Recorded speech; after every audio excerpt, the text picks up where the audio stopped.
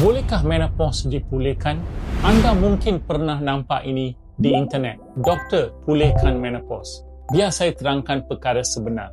Menopause bukan switch yang boleh tutup dan buka. Apabila seorang wanita mencapai menopause, bekalan telur hampir habis. Itulah biologi. Jadi, bagaimana klinik mendakwa boleh pulihkan? Mereka gunakan rawatan seperti suntikan PRP ke dalam ovary, terapi stem cell. Bunyi canggih, tetapi di sinilah masalahnya. Ada wanita yang dapat haid semula. Ada juga yang menghasilkan telur. Tetapi ini jarang berlaku. Dan yang lebih penting, ia tidak konsisten. Banyak kes ini sebenarnya bukan menopause sebenar. Ia adalah perimenopause. Maksudnya, telur masih ada tetapi tidak berfungsi dengan baik. Setakat ini, tiada rawatan yang boleh pulihkan fungsi ovary secara konsisten atau membolehkan kehamilan semula jadi selepas menopause. Pilihan yang terbukti, IVF menggunakan telur penderma.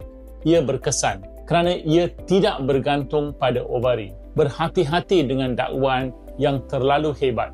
Banyak rawatan ini masih dalam kajian, mahal, tidak dikawal dengan ketat dan ia memberi harapan palsu.